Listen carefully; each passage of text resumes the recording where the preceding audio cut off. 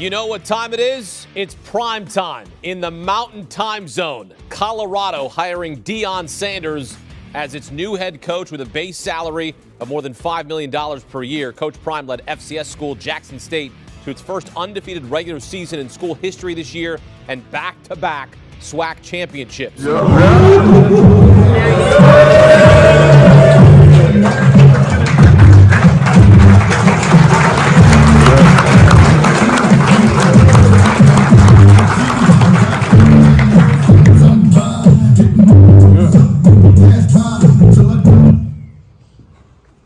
Guys, that's the way we walk in. That's the way we walk in.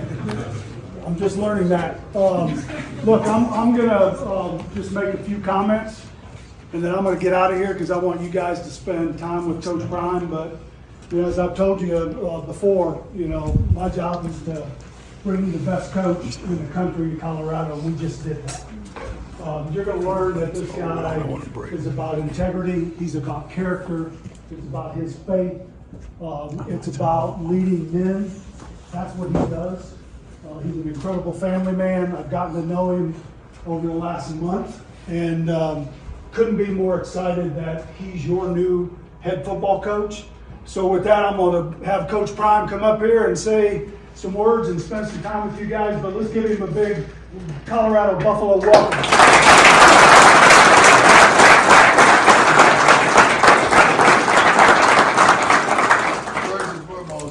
Possible without my man Rick. When I tell you, he is the man, and God called him strategically to reach out to me to make this happen. He didn't convince me. He confirmed to me that this was the place. It wasn't about a bag. I got that. It was all about opportunity to do something that hadn't been done in quite some time. And Rick, I'm forever grateful for that opportunity, my man. I appreciate you. I love you. Thank you. Love you too. For investing in me. I appreciate it. Now let's get to business. You know what, Jackson State, we got out to believe. I'm still gonna believe because I've been believing ever since I was a shorty. When I told my mother at the age of 7, I was gonna make a lot of money, I was gonna be rich, and she was gonna never have to work another day of her life. And my actions lined up with that belief. And I hadn't stopped believing. And I have a problem when young men with everything in front of them don't believe. That's a problem for me. Tremendous problem. Because you can rescue your mama, you can rescue your father, your friends, your loved ones, the homies, anybody who's looked out for you. You have the ability an opportunity to do that, but you got to believe.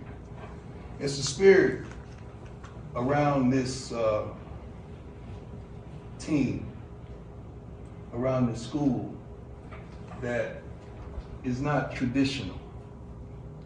In some kind of way, you guys have accepted it, and you've begun to be complacent with it. And even some of the guys that aren't here that's supposed to be here, those are the ones. All this gonna stop. I still have unfinished business to do at Jackson State because whatever I start, I'm gonna finish. And we gotta go win this championship. We're gonna do that.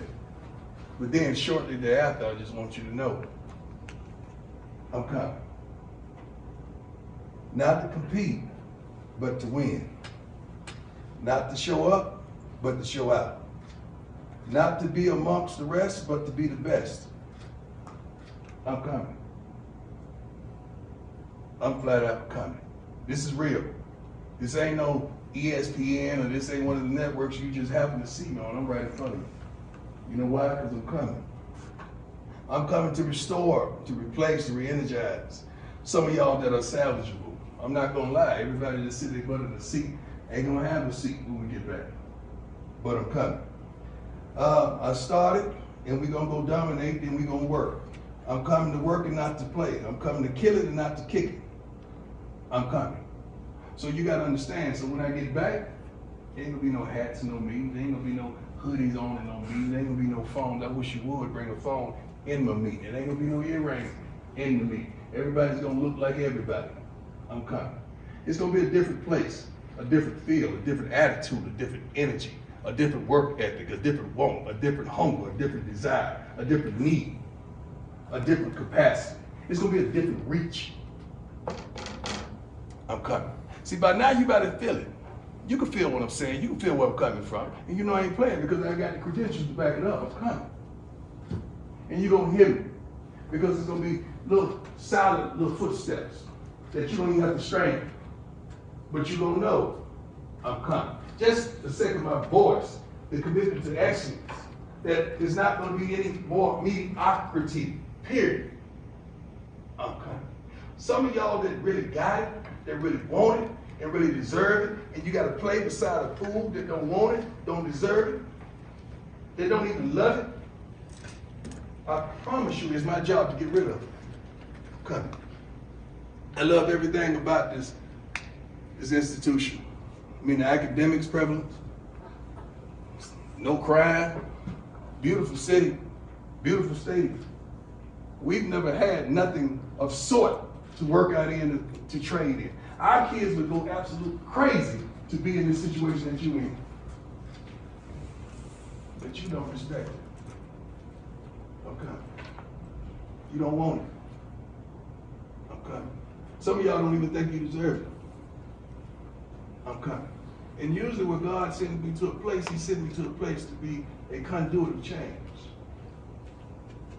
Okay. Uniforms may not even look like they look now. I'm coming.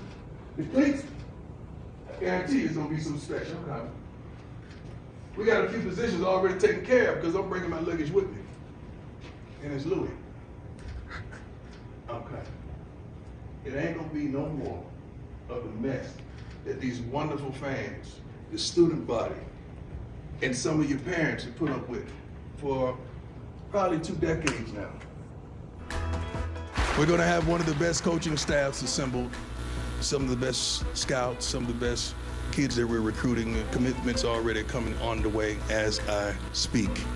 So that is new University of Colorado head football coach Deion Sanders promising fans and his new players that he is going to bring the winning culture he established at Jackson State and HBCU in Mississippi to his new team. Yeah, how about that? All right, you go do this thing. So Sanders is now being criticized as a so-called sellout for leaving Jackson after many envisioned him altering the landscape of sports at historically black colleges and universities. He did land top recruits.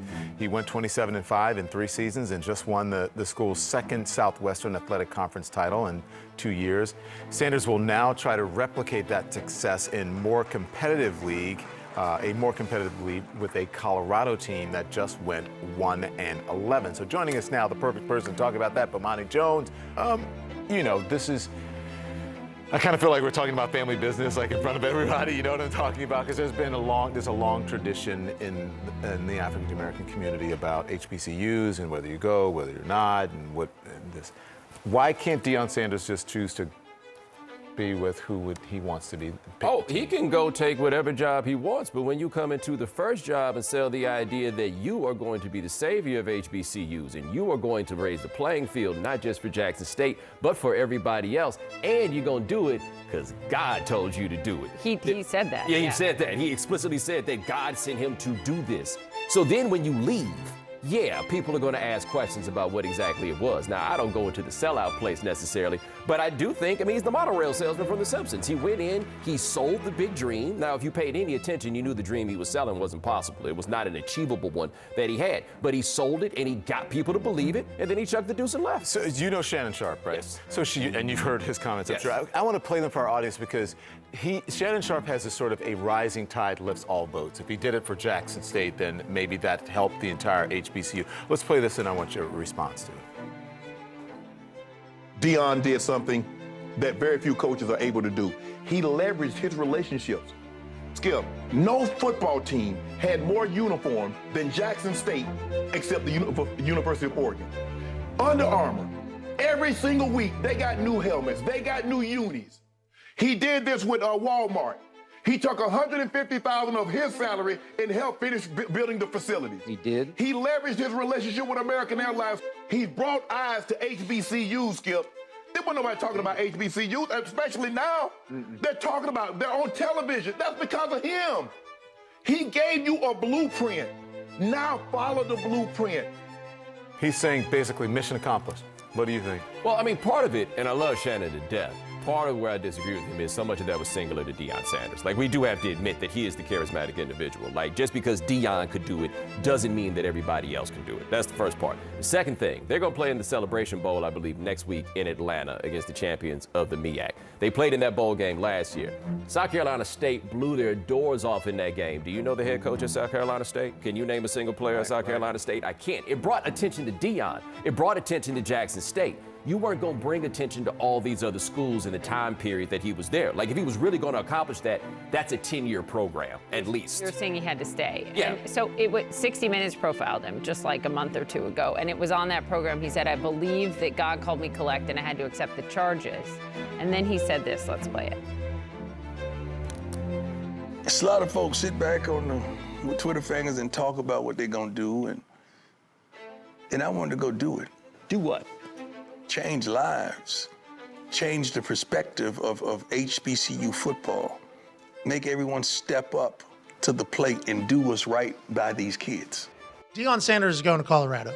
Love it. And if you watch the entire team meeting that Deion Sanders had with that team, as opposed to just the little part where he said, I got luggage coming and it's Louis or whatever, and we got a couple positions already filled, and people are like, Deion Sanders is telling these kids to hit the transfer portal or whatever.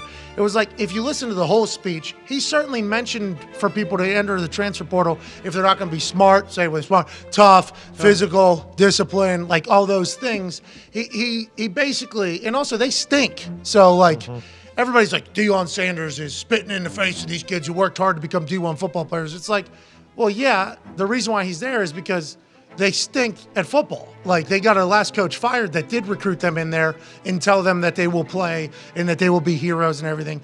Deion's coming in there to shift the culture. In his entire speech, I fucking loved it. I enjoyed it a lot. Every time I hear him speak to his team, I enjoy it. He holds people accountable. He said, we're not wearing hats in meetings. We're not wearing earrings in meetings. We're not wearing phone. We're not bringing our darn phones into these meetings. And it's like, because I think everybody sees on film having a time of his life and everything like that, and him being iced out and his name being Prime and the personality that he has, I think people don't understand. He's holding motherfuckers accountable. Like, do you think the quarterback for Deion Sanders' team is ever going to have fuck Utah on their fingernails? Never. He would fucking, hey.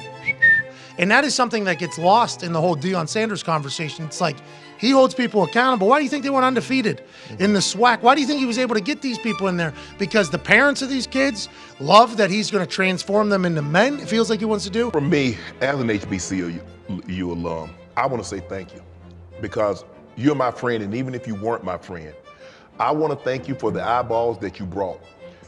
College game day showed up to Jackson State. Yes. Commissioner, and I understand his nephew played on your squad, he showed up. You've had so many scouts in and out, week in and week out. All 32, yes. And the attention that you brought to HBCUs, the way you've leveraged who you are with some of your corporate sponsors.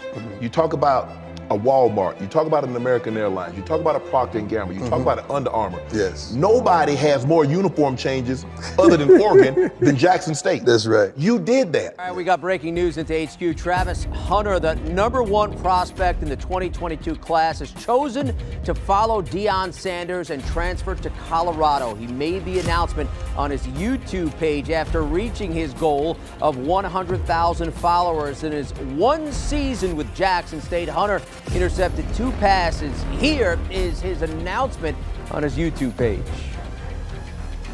Yeah, boy, is officially committed. Your boy officially a Buffalo. Yes, I see. Get back right there. Hey, I'm on Tony McNabb. Going on.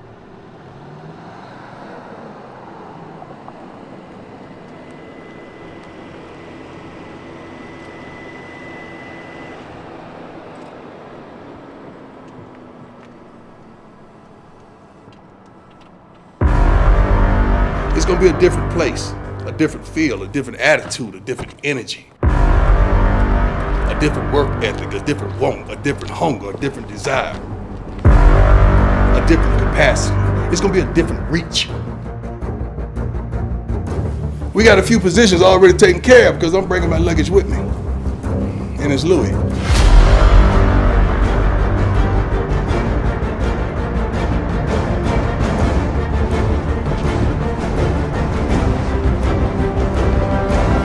Yes, sir.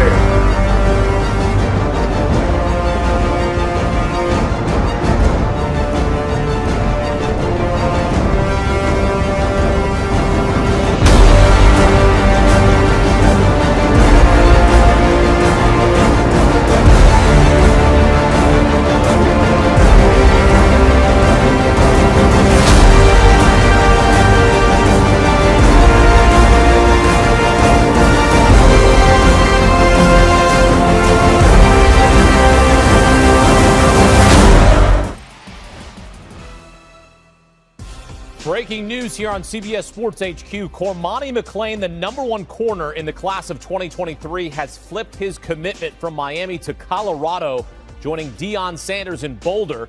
24/7 Sports analyst Carl Reed had the news first. McClain is the #9 prospect in the nation, and for the second consecutive year, Coach Prime has convinced the top corner in the class to commit as McClain joins last year's top-ranked corner Travis Hunter.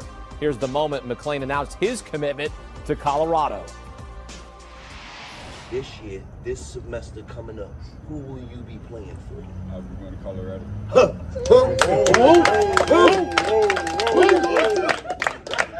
You going to University of Colorado? University of Colorado. I'm not the boss.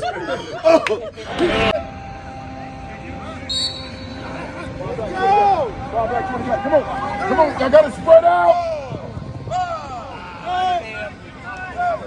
Go! Hey, coach, steal back, steal back. Hey, steal! Back, steal back! Let's go!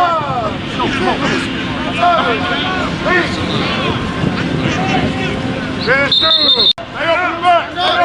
Hey, we running in for a score. We dropped the ball at the 1. Little toughness factor. Toughness. Lock in as we get tired. Lock in as we get tired. Lock in. Great body language. Go, stand tall. Can we trust? Let's go, man. We gotta work. Find a teammate if you need one. Hands on. Yeah, that's not good. Easy. I need 15.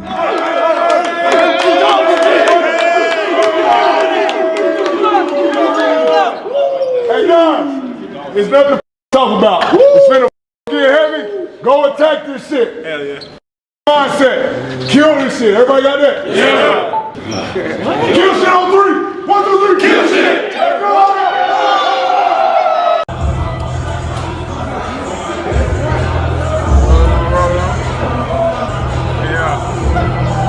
Yeah. Easy work.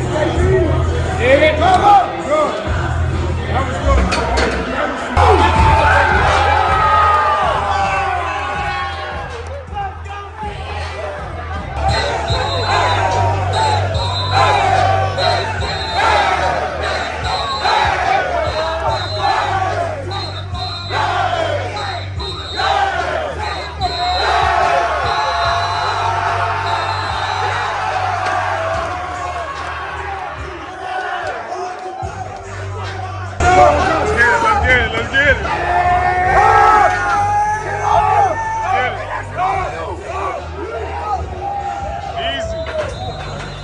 Easy.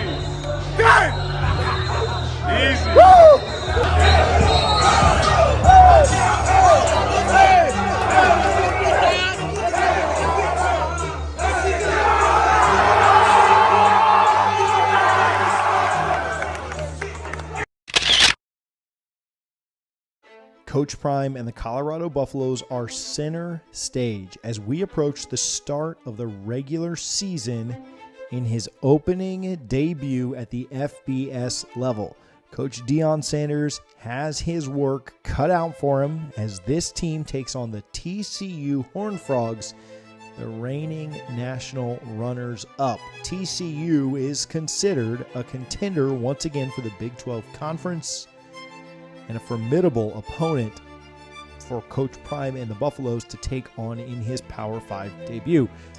I'm not a betting expert, but I'm going to lay the points for Colorado. I think that Colorado is going to cover this spread. I'm not guaranteeing you that the Buffaloes win, but if you're putting a bet down on Saturday afternoon, it should be on Colorado to cover the spread. It's reality, dummy, in the form of Uncle Lou, coming to educate you. Colorado's going to get absolutely destroyed on Saturday. I have gone back and forth on this game. Not on the winner. TCU's going to win this game. The line on this game is 20.5 in TCU's favor. It's a home game for TCU. So let's talk about it. Obviously, I think TCU wins the game. There's no sense in even talking about Colorado last season. This is, you're talking 70-some-odd new players, but I'm going to throw it out there anyway. Colorado went 0-6 against the spread as a road dog last season, and they were 2-10 against the spread as an underdog overall. Kyle, let's start with you. We know that Colorado upgraded their talent, but we're going to see something with them on Saturday that's never really been tried before. On top of that, we know what to expect from Sonny Dykes and TCU, but, they got new pieces everywhere, too. My numbers have got TCU by 28, but I don't know that I can trust that. Is there any way to even begin to handicap this game with all the unknowns? The matchup of two massive unknowns. That's what I had at the beginning of my notes. Gary just said that. He's exactly right. Colorado's getting buzzed because of prime time. I understand that. Certainly, it's going to be fun to see how Colorado does. And I don't think any of us doubts that Colorado's going to be much improved over last year. The question mark is, with that really tough schedule, how much is going to show up in the win-loss column?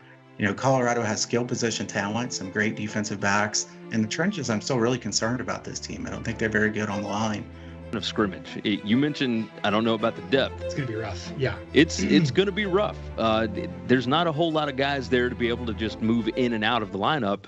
And you talked about Sheduer Sanders being able to avoid negative plays. If he's got no protection, that's a whole other thing, right? Way to build the team. They'll run it. Wilkerson gains 5. 2 timeouts left for TCU. A team that played in the national championship 1 season ago, losing to Georgia, dismantling Michigan. Deion Sanders comes from Jackson State, a black college, in the SWAC, where he dominated. An American icon, folks.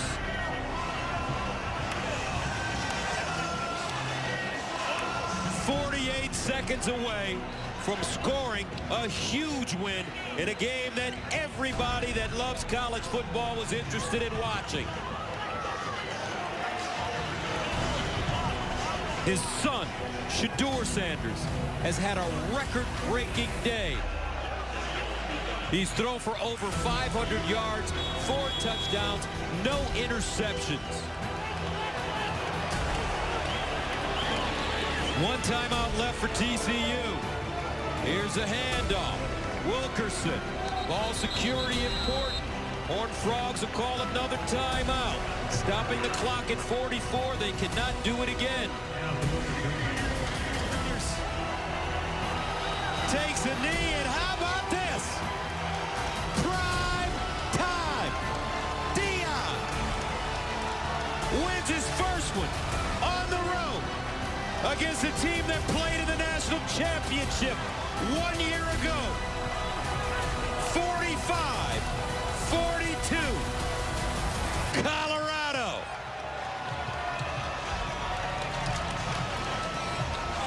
His son leading the way, Sheduer Sanders.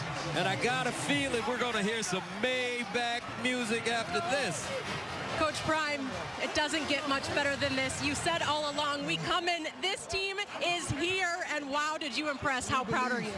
Thank you, Jesus. I'm so thankful right now. My son, man. My pop right here. My son, my other son. Yeah. Bro, man, I'm loving these kids. Rick George for giving me this opportunity, man. This is a blessing. Everybody, Buff Nation who supported us in all the hood that had my back. I thank y'all. God, this is good. Woo! What can you tell me about your defense and the way they came up huge with that stop to get this win? They surrendered some big plays throughout the game, and all we kept teaching was just we need one stop. But what about the offense? How did they respond? How did these guys respond? I don't know how many snaps he played, but we're going to put a hot tub on the plane for him to make sure he's straight. Hey, we're excited because we are heading to visit your home next week, Folsom Field. What is your message to the fans of what we can expect from Colorado? We told you we're coming. We told you we're coming. You thought we was joking. And guess what? We keep receipts. God bless you, America. Ooh, God is good. Congratulations. I want to hear from you guys. Tell me about your dad, about playing for him, and what you guys just accomplished today, Shilo. Just like he said, we just believe everything he taught us. We went out there and executed everything he's telling us every day in practice. He put us in those situations in practice, and we've been able to practice and critique that. And so now we just show the fans what we got. Sheduer, you set records today, over 500 yards. I mean, you made it look easy, and you told me you were ready to capitalize on this moment. How would you describe it? Man, it's a real feeling because we knew it the whole time. I'm practicing against the best corner in the world. You know, so my margin of error versus him is very small. I can't miss too far inside, too far outside because he's going to make a play. But it's just like, nobody believed in us, man, and it just showed me a lot about how people is. And they let names and they let Power 5 and stuff get to their head. I think this is the highest passing yards I had in my life. I was just at HBCU, you know what I mean? So they ain't believe us, but who did? They ain't believe us, you know what I mean? But God did, you know what I'm saying? God believed. Travis, you said you were going to follow Coach Prime wherever he was going to go, and he could not say enough about you and your skill. How do you do it, play on both sides, and make it look easy? Hey, I just believe. I mean, I've been playing football since I was 4 years old. My dad and my mom stayed on me. My dad was at every game getting on me, so I just believed in what they taught me when I was younger and just came up with it. Are you tired right now? Nah, I'm not tired. I'm ready to go back again. Okay, congratulations, you guys. We got another one. Dylan? He the main man. This guy's game right after two, man. Dylan, congratulations. I mean, unbelievable performance, those touchdowns. And Coach Prime told us that you were going to be special today, just to wait for your moment. How would you describe this one and this performance for you? I mean, I'm blessed. I'm glad I came here. Everybody executed their plays. Yeah, we had mistakes, but we came out here and did our thing, and we on to next week. On to next week. What should the fan base know about you guys? We are coming to visit you in Boulder. That we coming. I feel like today was, a proven point that we can do this, and we will do this, and we can't wait till next week. Congratulations. Sheduer broke a single For real? Sheduer Sanders from a HBCU? Absolutely. The one that played at Jackson last year? The one that played at Jackson State last The one that you asked me, why would I give him the starting job? But like that, no, not you. I got receipts. I know who they are. Not you, baby. I just gotta say it. I would never do that. What's up, boss? You believe now? You hold on. Oh no. Do you believe that? Huh? Oh no. I read through that bull junk you wrote down. I read through that. I sifted through all that. Yeah. Oh no. Come on. Do you believe? You don't believe. You just answered it. You don't believe. Next question. You don't believe. You don't believe. It's a 9-win season for me. I know it's a lot, right? It's just a lot, man. But that's okay. Here's why I say that. I put the one in my back pocket already. I got that one. One that I was supposed to get a run out of the building. Yeah. Right. I looked at Nebraska against Minnesota. Did you see anything that Nebraska did that make you go, oh my God, Colorado gonna watch out? They're going to be able to keep up with that offense. They won't be able to keep up with that offense. Hey, they were in position to win at Minnesota, and they right on schedule. They coughed it up. And Minnesota's not good. Okay, so now you look at that. All right. You Colorado State. That ain't nothing. That ain't nothing. No. Now they go to Oregon. I give Prime a loss.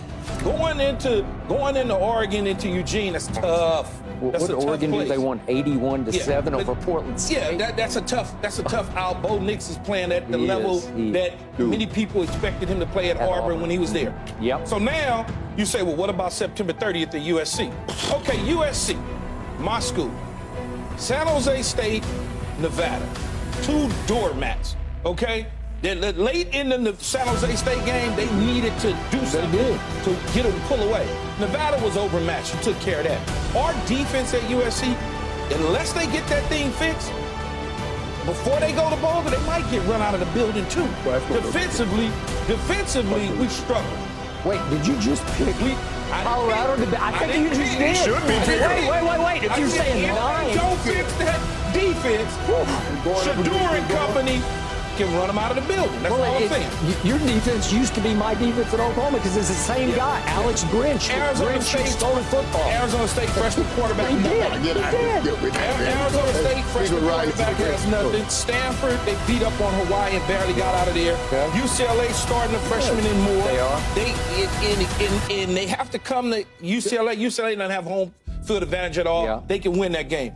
Oregon State is a tough out, but I think they beat Oregon State. Arizona, I'm not scared of them. No. Washington State could be tough up in the Palouse. That could be tough. And then Utah, I give them as a loss. Saying Colorado sucks. What? Play, meaning that instead of losing on an average margin of 34 points, okay, you may lose, but you lose by 21. You lose by 14. You know what that is? That's realistic expectation. Progress. And I think progress and improvement, right? And listen, I understand Deion Sanders. His job is to instill confidence and belief in his football team. I love that. I'm great with that. But I feel like all of this hype is being set up for failure in year one. Deion Sanders taking on all comers. Coach Prime, a second away from winning his second game to start his tenure at Colorado. 36-14 the final, and here the kids come. They are excited. This is a major release for Colorado football fans. You're in the tunnel. We had to get Coach Prime out of there. You know what I'm excited to say? You're 2-0, Coach. You expected this. Some may have doubted you, but how proud are you about this potential? I'm so proud of our team. We're so resilient. We stunk it up in the first half. In the second half, we came back. We started at the latter part of the first half, but we came back. We had a great talk at halftime, and we just came back and used our resilience. Can we talk about your defense, too? Much improved from last week. 4 forced turnovers. How hard did they play? They played their butts off. It was just a couple personnel things that we needed to fix. We still going to go take a look at just giving up that big play at the end of the game. We hate stuff like that. Coaches do.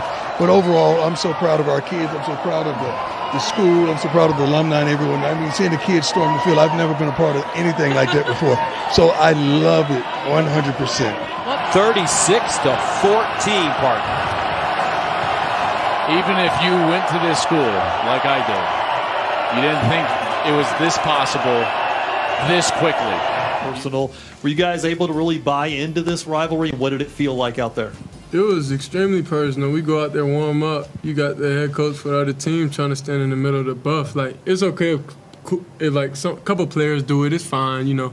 Like, just enjoy the scenery. But when you got the whole team trying to disrespect it, then I'm not going for that at all. So I went in there and disrupted it. So they knew off rip, like, nah, the Buffaloes mean a lot to me. And personally, that's what I say in pregame. And that's when I knew it was just extreme disrespect. And that's why it was the coach said a lot of things about my pops, about the program, but now that he want to act nice, I don't respect that, because you hating on another man, you shouldn't do that. My hat off and I took my glasses off, and I said, when I talk to grown-ups, I take my hat and my glasses off. That's what my mother taught me. So, and I sat down with ESPN today, and I don't care if they hear it in Boulder. I told them I took my hat off and I took my glasses off, and I said, when I talk to grown-ups, I take my hat and my glasses off. That's what my mother taught me. So, I'm minding my own business, watching some film, trying to get ready, trying to get out here and be the best coach I could be. And I look up and I read some bull junk that Deion said about us. Talk to us. Once again, talk to us. Why would you want to talk about us when we don't talk about nobody? All we do is go out here, work our butts off, and do our job on Saturday. But when they give us ammunition, they done messed around and made it what?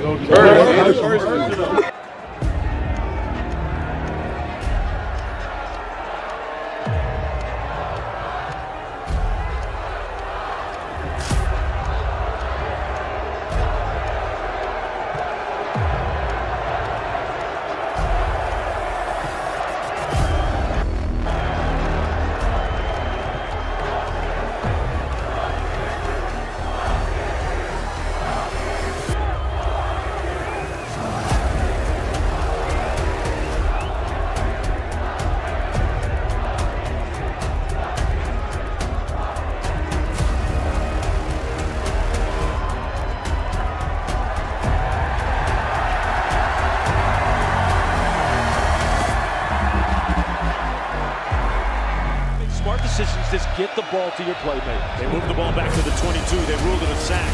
Picked off. Real estate ahead. Shilo Sanders showing him his shoe bottoms. Stunting like his daddy. Touchdown.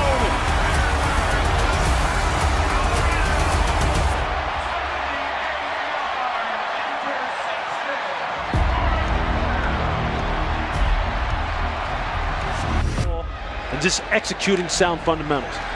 Got to look at Sean Lewis, the offensive coordinator.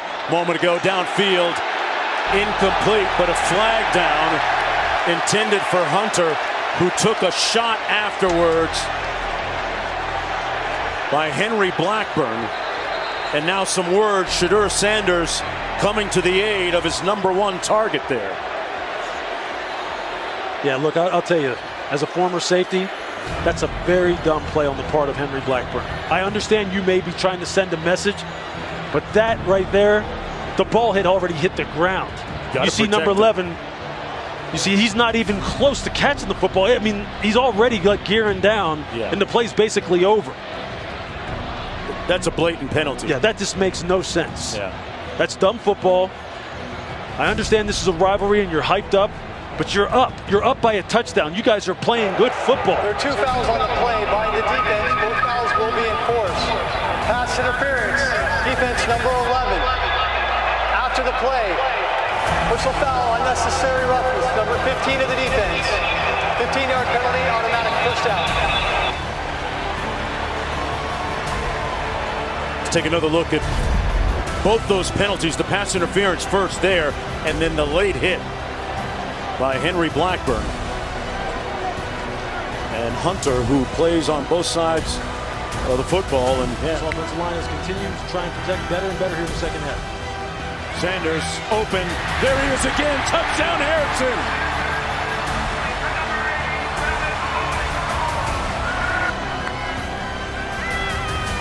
Sanders got rid of it. He got it. Weaver this time.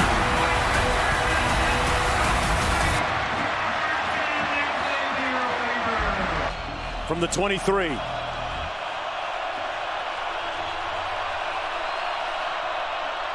Nicolosi steps up into the end zone in a crowd. No good. Picked off by Woods, and it's over. Buffaloes win it.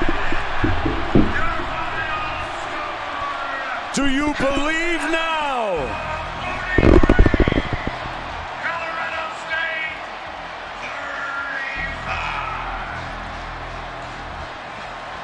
Coach Prime and the Buffaloes improved to 3-0.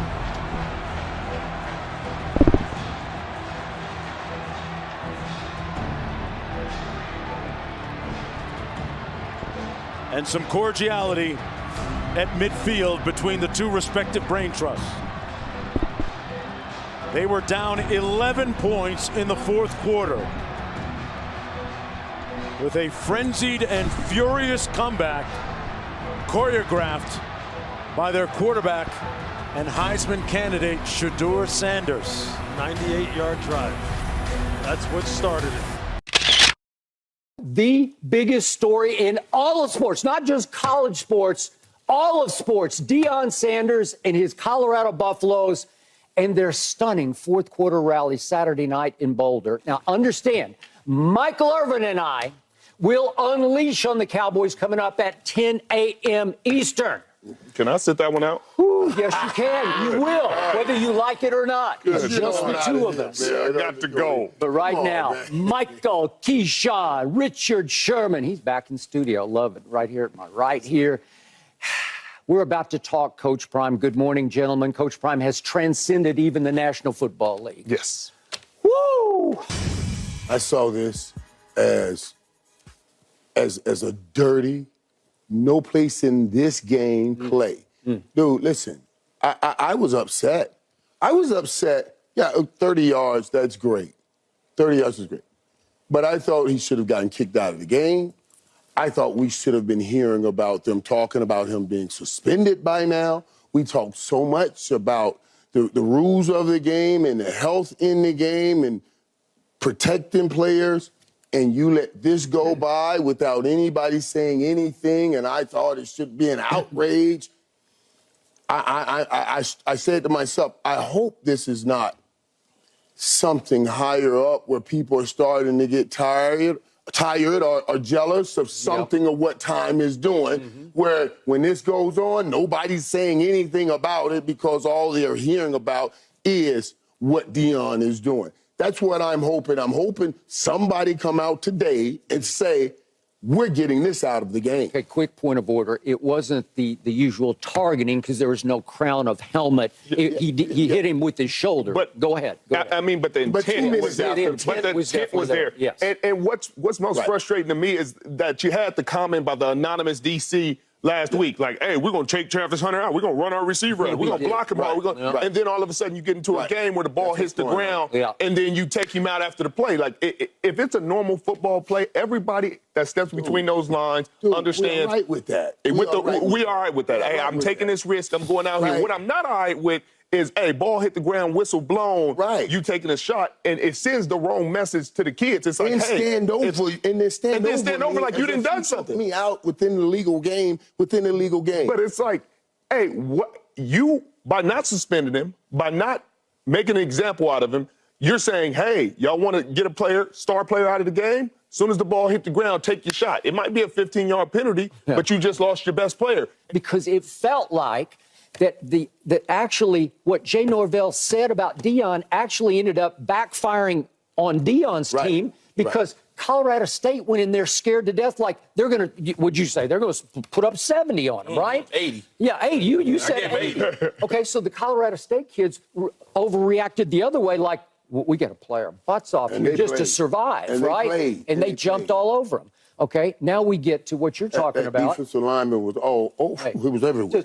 That Muhammad Kamara? Bad. That boy was bad. Listen, he'll be playing on Sunday. He's going to be playing. He's going to play on Sunday. I got a little miffed about this. Sheduer, who plays right on the edge and sometimes over, he got so upset with him. At one time, he tried to poke him in the eye. I don't know if you guys saw this, but he poked at him. He poked at his. He did. Okay? He must have missed that. He gave up. There it is. Here it is. Look. He just, Colorado plays Oregon Saturday. This is a 3:30 Eastern kick on ABC. It's 12:30 local time. Story of the year. I don't need to rehash what Colorado has meant in this sport this year. Ditto for Deion Sanders. But it feels like everyone's waiting for the shoe to drop. Like, there's a lot of folks out there waiting for them to run up against a real power team. All due respect to TCU. All due respect to Nebraska. This is Oregon. Oregon is in many a top 10 out there, including mine. Oregon is actually the AP top 10 or number 10 team. I will see where they are in the JP poll later in the show. So everyone's waiting. There's a group of folks out there who think Oregon will splatter Colorado all over the place Saturday. You know what I think? This is a major stage because of Colorado. As much as you like Oregon, you could be the most diehard Oregon fan in the world. You know there's going to be a massive audience that tunes into this because you're playing Colorado. Well, here's what you do. You take advantage of it. This is Bo Nix's shot right here. Bo Nix plays for Oregon. Bo Nix has been a really good player. They got a Heisman campaign built around some really cool merch, by the way. But he's still playing in the Pac-12. And that works against you, although it shouldn't. Colorado comes in, and you're going to get a worldwide audience at your doorstep, and Travis Hunter is out for Colorado. I just don't see a case and scenario where Oregon doesn't score at bare minimum 28 points in this ballgame. Here's a fun fact for you. Colorado's defense is allowing 460 yards per game. Oregon's defense is only allowing 285 yards per game. It doesn't matter how you break this game down. You can look at every statistic in the book. Oregon is better than Colorado, at least on paper. Whittington into the end zone for a Ducks touchdown. Next quarterback run and then a throw, and then getting into the end zone is Casey Kelly. And they are going to fake it, and it is going to work out. Would you look at this? That was from their own 17-yard line. As they fake it with Casey Rogers. so the big man can run. Look at this. Everybody from Colorado is looking at the punter who's rolling out to the right. Not just eye candy on offense, eye candy on special teams. Great selling job by the punter, like it went over his injury. Out to his left, down here, one-on-one. 2 Knicks to the end zone, and it's into the arms of Troy Franklin. Touchdown, Oregon. You see that diamond formation here on the 2-point conversion. Knicks goes to the other side and gets it to Franklin. He loves the concept because he can tell who's working hard based on the colors changing on the field. Exactly, can't get away with it. Oh, there's an interception as Colorado's Jaquez Robinson. Sheduer backing up again, taken down again, and this all. Devin and Book have to say at halftime. It's a big day of college football. Knicks strong arms it, and with these, Troy Franklin into the end zone. A 36-yard touchdown strike. Bo Nix. 3rd and 6. 4-man rush. Sheduer spins out of it. Another man in his face, and sacked again. That's the 4th time. His best receiver. He's going to run it. Nix inside the 5 and inside the end zone. He can do it with the arm and then showcase the smarts with the legs. James, and they get more. Sheduer doesn't get him to him quickly. Watch out. 3rd and 6. He got run over from the outside, from the inside. Evan Williams again. Little Dylan Edwards couldn't hold up. Sheduer Sanders looking and finding Harrison. So you can forget the shutout. Colorado shows a little something late. Who had a chip on their shoulder, felt like a lot of people were watching this game to see what would happen with Colorado, forgetting just how good of a team Oregon is. Dan Lanning delivered that message to his team all week, pre-game. Rooted in substance, not flash. Rooted in substance. Today, we talk with our pads. You talk with your helmet, right? Every moment. The Cinderella story is over, man.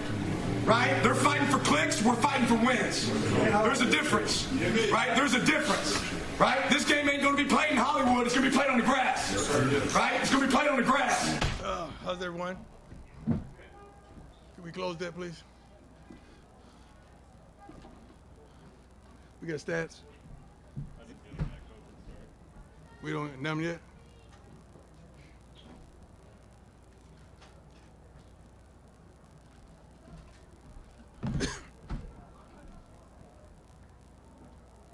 First and foremost, thank the Lord for allowing all this to transpire. It's a good old-fashioned butt kicking. It's no excuses, no nothing. Their coaches did a heck of a job preparing their team. Obviously, we didn't. That was good. I mean, that was a really good old-fashioned butt kicking. We went into the game wanting to dominate several phases. We lost offensively, defensively, as well as special teams. That fake punt kind of got them really rolling, and they didn't stop ever since they secured that first down. Well-coached team. Bo Nix played his butt off. Defensively, they presented some things that I guess we just couldn't get around. We couldn't advance the ball rushing or throwing the ball as well. Seemed like they had our number. But hats off to their coaching staff, to their head coach. Great job, and they're truly prepared. No, definitely not. If we had a talent gap, we wouldn't be 3-1 right now. And it's not a talent gap. You just got your butt kicked. It just happens sometimes. That's just like a fighter. You just got caught. It happens. It's not a huge talent gap. I just think they played a really concise game. Penalties murdered us. I don't have the statistics, but I'm pretty darn sure we darn near doubled them in penalties. Usually we are a really sound, fundamentally sound team. We don't make foolish mistakes and implement danger or harm on ourselves. Field position-wise, we just kept making mistakes. That's not indicative of who we are. Right. I don't think it's a target on our back. I just think this teams are trying to beat me. They're not trying to beat our team. They keep forgetting I'm not playing anymore. I had a great career. I'm serious. I got a gold jacket, ain't back. So I'm good. But that's what it really is. I don't think they get any extra satisfaction, you know. It is what it is. And I signed up for it, so let's go. No, they don't make it tough on our team. These are grown men. I'm not out there. If I was out there playing against every coach I played against, we would be totally dominant. Yeah, I wasn't lying. I didn't. It translates in practice. I don't say stuff just to say it for a click, you know, contrary to what somebody say. But I keep receipts. But I'm serious. I analyze and I understand what we're up against and what we have and what we need. One thing that I could say honestly and candidly, you better get me right now. This is the worst we're going to be. You better get me right now. Loaded big noon kickoff coming your way. 10 a.m. Eastern. Keyshawn, DJ Khaled, Gordon Ramsay taking a break from his 12 cooking shows to join us. The Sheduer. They didn't believe in us. So, you know, we got 4 top 10 teams in the Pac-12. We got 6 in the top 25. But guess what we're going to talk about? A team that's not in the top 25 right now, coming off his first loss of the season. Hey, Colorado deserves it. One of 4 teams in college football history to win their first 3 games after losing 11 games. But they got blown out last week by Oregon. So, did we overreact some to Colorado's 3-0 start? I would say no.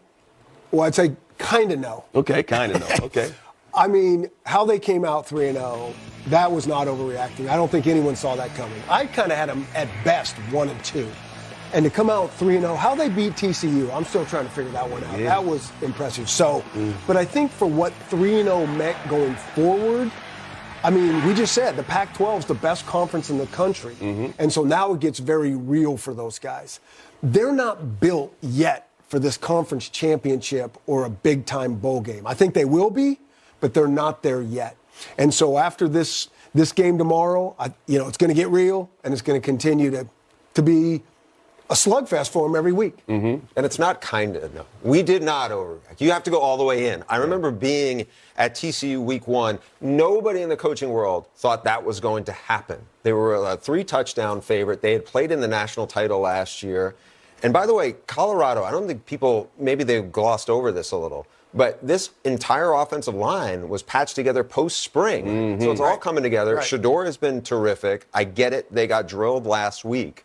But to me, this was the worst team in college football last year. It doesn't matter where he's at. He can throw the ball accurately from any platform. SC playing fast to start this game. They'll run it. Lloyd trying to bounce it. Reverses field. Hit the sideline. Lloyd down the sideline. Touchdown. Watch Williams. He may run this one. Here's Williams pumping, looking, taking his time all day to throw it. Buys more time. Side on throw. And it's caught. Washington across the field. Hits the sideline. Touchdown, USC. 3rd down and 5 at the 30-yard line. Sanders backpedaling. Steps into his throw. And intercepted on the near side. Christian Roland Wallace. Here's the play fake. Williams off his back foot, caught, and a touchdown in the end. First down at the 30. Sanders takes his time, lost one in the air, caught, touchdown. Gets it away, blocked, and recovered. Williams steps into his throw, touchdown. Williams, quick throw, caught. Rice down the sideline, dives. Touchdown, SC. Sanders steps up in the pocket, runs it, gets it first down and more. Sanders spreading to the end zone. Touchdown. Caleb Williams over the middle, touchdown. Hankerson looking, dives.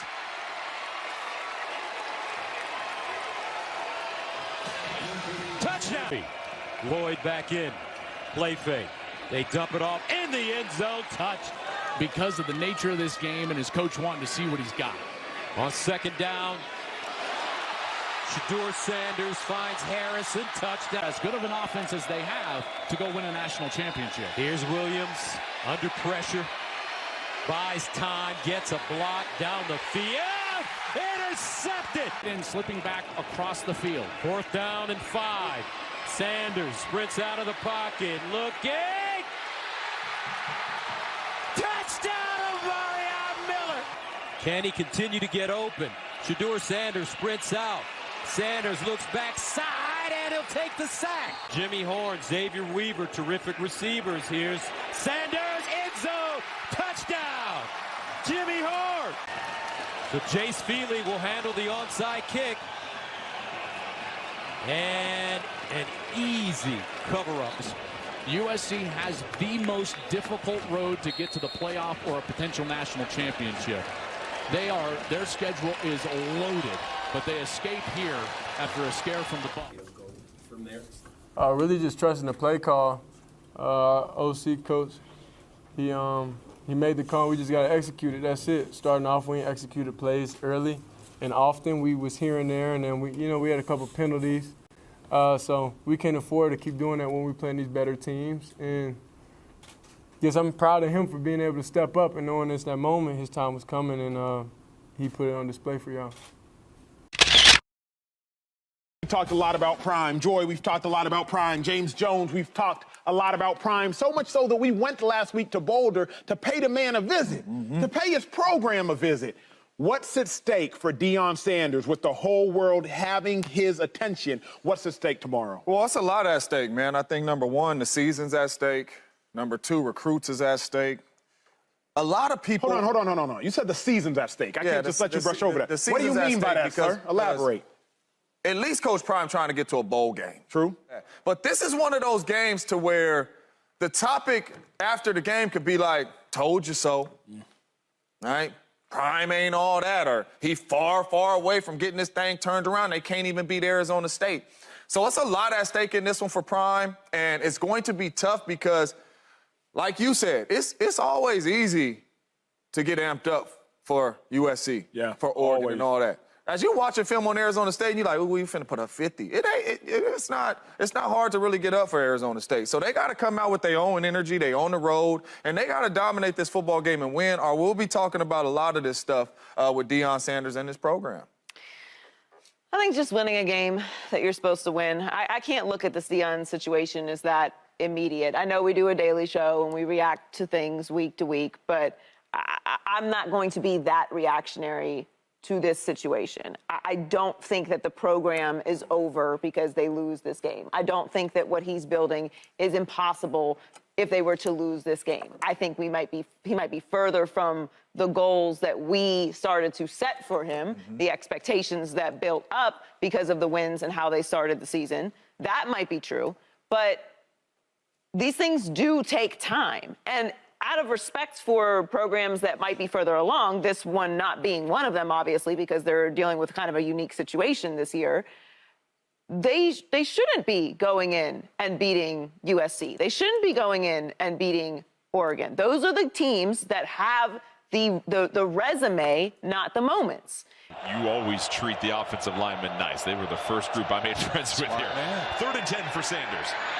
Steps up in the pocket. Sanders trying to race to that first down marker and lose the tackle. And Sanders gonna strut into the end zone. And Colorado treating, lofts it up. Catch is made near the sideline. Flag comes in. Makes the adjustment, comes back for the football. Oh, how about that by Giovanni Sanders? That's a good catch. Is a catch. Pass interference, defense, that penalties decline. First down. In the backfield, he ran for a first down on 4th down. Top shelf has his man, touchdown, Sun Devils. Troy O'Meary makes the clutch grab, and Arizona State 1 point away from tying this up. Just as we drew up. We had all that time on the sidelines. That's just how we drew it up, right? Carter Stoudemire was on the coverage. Hankerson is the back. Four-man rush for Arizona State. Blindside was exposed. Sanders wants it all. Got his man. It's Antonio down near the 30-yard line. And just like that, Colorado within striking distance. Will Torrance made an egregious error. You don't let anybody behind you when you're dealing with this situation. 42 yards. They go back to Antonio. What a night for him. Javon Antonio. I'm not sure what Will Torrance is thinking, but he allows Antonio to get behind him. If it wasn't for the turf monster, Antonio would still be running. And Sanders stitched the jersey with that throw. Field goal from this spot. Sanders working the middle of the field, tries to dump it off. Couldn't get it to his tight end, Harrison. I'll give him a freebie. Pass it to hold. The kick is up. And Mata strokes it through the pipes. And Colorado takes a 3-point lead. Victory for Coach Prime as they improve to 4-2. Arizona State will fall to 1-5. And coming up next year, we'll have Oregon State and Cal. But how about the drive? Late in this one, Sheduer Sanders, the big completion to Antonio. And it was Mata, the kicker, got things done here, Lincoln. Appreciate everything. Wonderful win. Played like hot garbage. And I'm trying to figure this out. Sick of it. I really am. I'm sick of us coming out here and putting forth the effort we put forth in the first half. We've for practices, we've had really diligent meetings, and we're trying to figure this out. We gotta meet my. I'm not changing, so you gotta meet my expectations, and that starts in practice. That starts in film study. That starts in preparation. That starts in coaching. That starts all the way down the board. It ain't just the kids; it's everybody. I have lofty expectations for this team, for this school, for this university. I really do, and we're going to get there. Coach, on the one drive there, I think it was late in the third quarter, early in the fourth quarter, Sheduer on a scramble kind of lowered his shoulder and one of the ASU defenders, and looked like he yelled, at the sideline at you guys. What did that message send to the team as he was kind of showing off that? I don't even know if it registered, because how you got a quarterback is not known for running, lowering his shoulder and runs over a guy. It should be 3 linemen there to help him up, shouldn't it? Didn't see that. That shit right there, that should make you want to say, oh my God, our quarterback ain't no joke. He's a dog. No. Didn't see it. Tonight for Stanford, this is really their last gimme.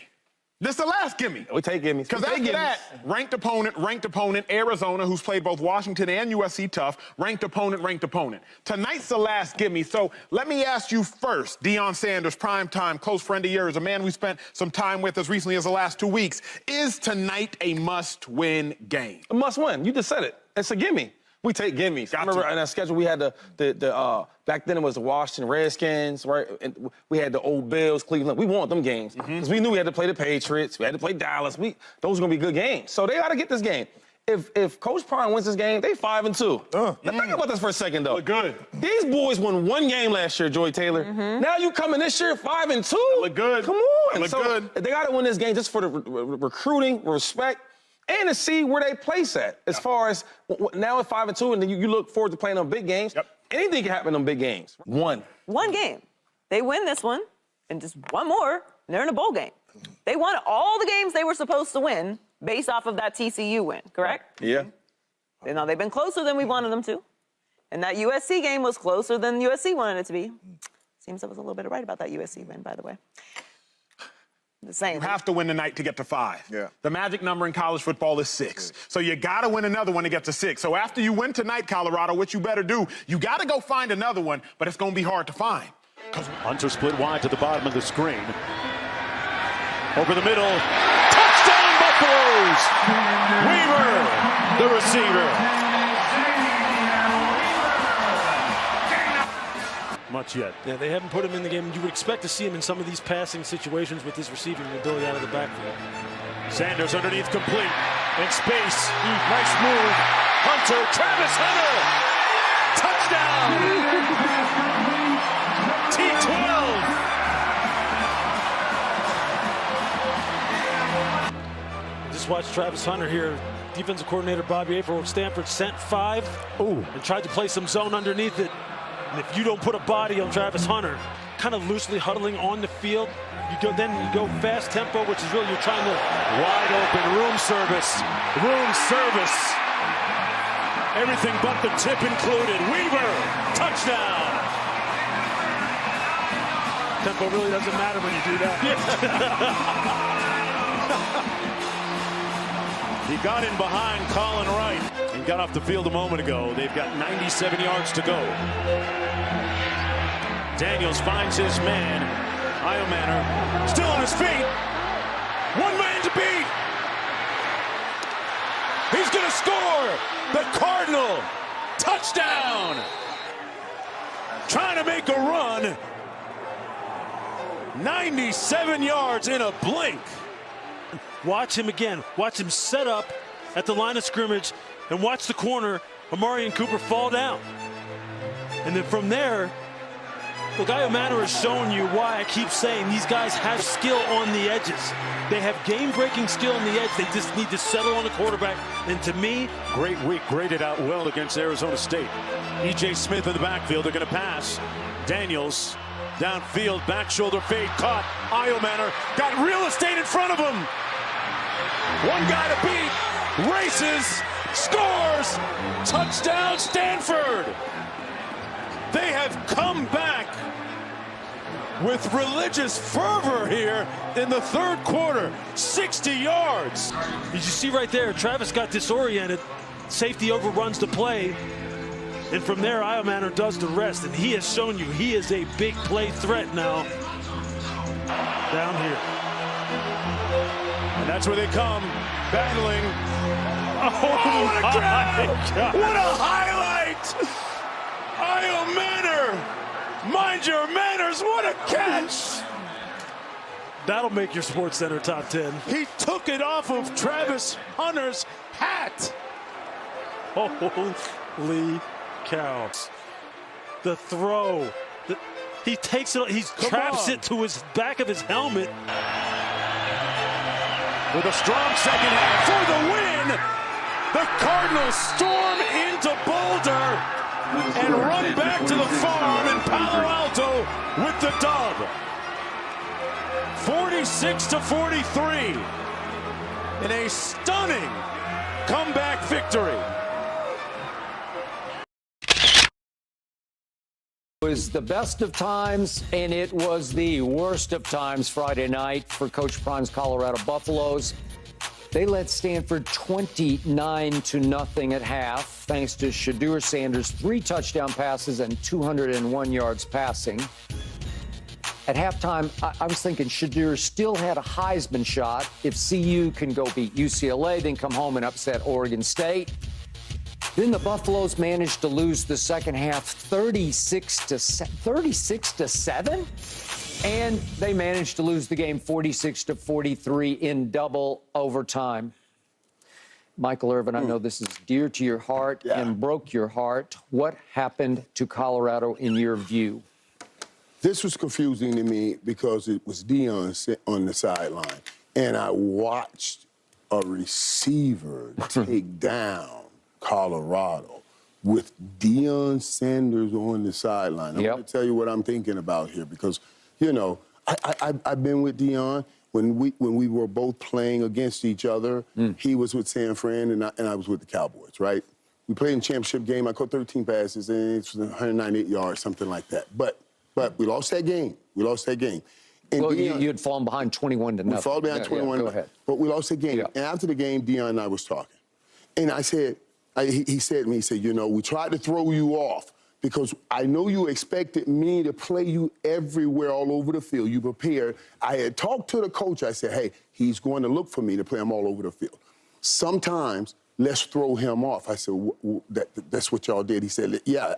So I went to Alvin Harper, and we rolled coverage to you, which really forced us to go to our third receiver to try to make plays when we were already behind trying to catch up.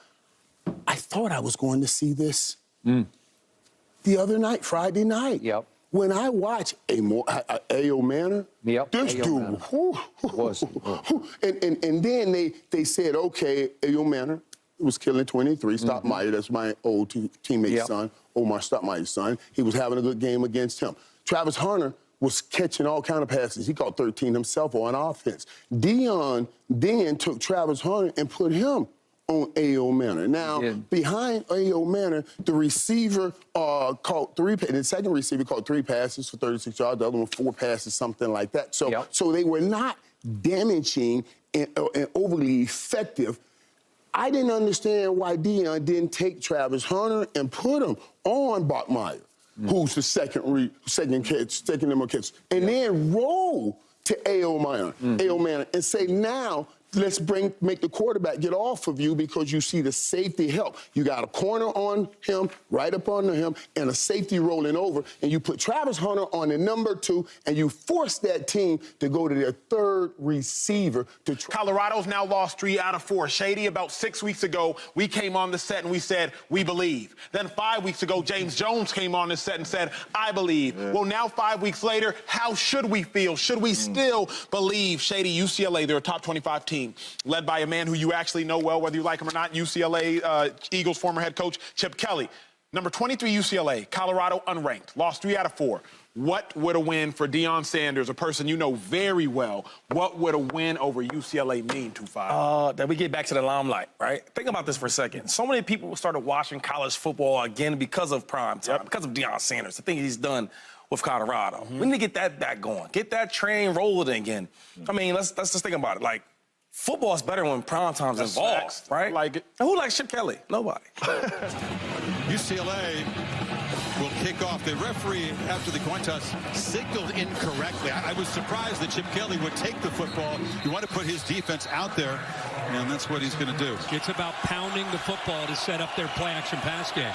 Clemens and Holstig, very, very experienced. On the slant, Travis Hunter makes a jump and intercepts it.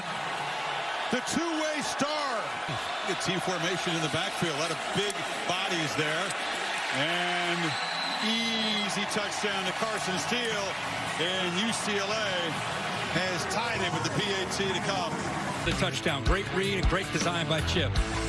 Excellent play design. And the guy from Indiana puts UCLA on top. First down carry for Steele. Picked up 7. He's got it again. Makes the cut. Carson Steele delivers a blow but loses the football. Colorado has their second takeaway as Amarian Cooper has recovered. So it gives you an idea of the athletic ability and what he can do. Does have a big arm, which he hasn't had to showcase much. Zips it along the sidelines, and it's intercepted by Travis Hunter. The second pick for the two-way start. It moved quickly into field goal range for Lopez, but he's thinking end zone. Ball pops up in the air. It's the second fumble by Steele, and Cameron Silman Craig. For Hunter, didn't contribute much on offense, but the 2 picks. Garber steps up, rare downfield shot, and wide open is Logan Loya out of the slot. They turned him loose, and a huge play, biggest of the night. And Loya goes right by him. 49-yard chunk play. Garber's right down the seam, and just like that, it's a UCLA touchdown. Moliki Mataval. 3rd and goal. This time they just try to run it in, and it's too easy for T.J. Harden around the left end, and the Bruins stretch the lead early in the final quarter. And this time, this is what you expect to see from the big man, right? Just get behind him, let him push people around, and then walk into the end zone. Quarterbacks with a ball control offense. You can't throw pick sixes in 3 consecutive games. Yeah. Keeper. Schlee breaks the tackle and scores. Colin Schlee finds the end zone, and UCLA punctuating a hard-fought play. Sanders and Kelly hugging. There's a lot of mutual respect there, and it's very authentic.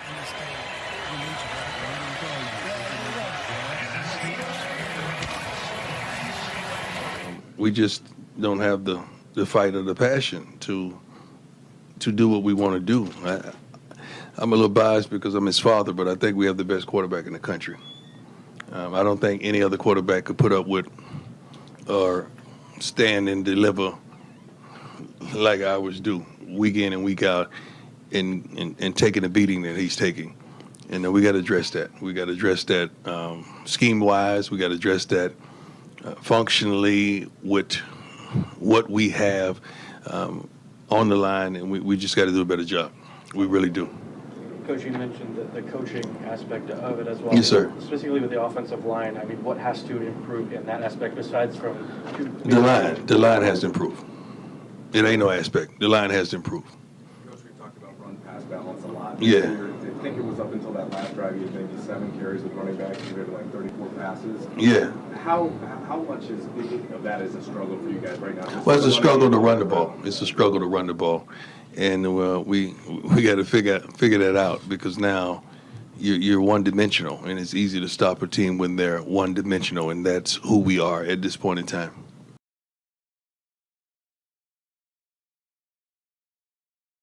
He should have a first down by the spot. And there's Deion Sanders. And his first season at Colorado ends with the Buffs 4-8. Win number 8 for Utah. And the Utes will wait to see where they will go bowling. Upset during the break. Stop it. That is not accurate. Sports Illustrated named Deion Sanders Sportsman of the Year. So all the, Deion haters, they don't like that at all. And I just say, hey, first of all, it's probably AI generated. It probably wasn't even written by a human. The second part is, or it's the liberal media. Oh, boy. Listen, it probably wouldn't have been my choice, but Sportsman of the Year is not a standing. It's not like who finished first. There's a broader scope, broader context of what it means. And Deion Sanders in September literally changed network television ratings. Shout out to what Coach Prime did off of the field. It is greater in my mind than anything we have seen in any sport, professionally or collegiately. Shout out to what he did off of the field. But on the field, we have to separate our dreams from reality. In our dreams, Colorado was going to compete for a Pac-12 championship. But in reality, they finished the season losing 6 consecutive games. In reality, they did not beat a team with a winning record. In reality, this team peaked on the football field week 1 versus a TCU team that finished the season 5-7. In reality, the quarterback, also Deion's son, finished the season with a fractured back. Listen, it's so funny because when I heard about the recruiters, this was something Deion and I had talked about when he got the guy, and I was like, oh, great job. But I did hear him say that it just means he wants to open up his opportunities. It doesn't mean that he still may not end up at Colorado. That means you're still talking to Deion. You're Deion to get you back in the fold. Now, remember, Deion's been busy working, and the kid's been talking to a lot of people. And then I'm sure they've been using a lot of what's going on against Deion. Man, look at you. They're playing this music all in the locker room, because I hear people talking about this music. They're doing this. Look, they stole everything from Nobody Likes This group. So I know he's dealt with all of that. But I'm not worried. Once Deion gets back in those living rooms and talk to them, they'll reconsider again. I got to transition to college football and Mr. Primetime himself, the one and only Deion Sanders. Head coach for the Colorado Buffaloes. If you recall, he exploded onto the college football scene after beating a ranked TCU team before edging out rivals Colorado State and Nebraska at Folsom Field to start the season at 3-0. Needless to say, Colorado couldn't hold the hype, finishing the season in lackluster fashion with a loss to Utah, 23-17. Coach Sanders was extremely vocal early on after that first win against TCU in September. Y'all all remember that, right? And the reason I asked that question, albeit rhetorically, because it's not just the fans who remember, it's the competition. So you know everybody's throwing shade in his direction simply because of this. What's up, Bubs? You believe that? Hold on. Oh, no. That hurt me. Love Primetime. The Colorado Buffaloes, in my opinion, is not the place for them. 3 recruits, 2 3-stars, 1 4-star recruit, a quarterback, a wide receiver, and offensive lineman already decommitted to the program. Now, why would something like that happen? I'm just guessing. Could it be the fact that Colorado lost 6 straight to end the season?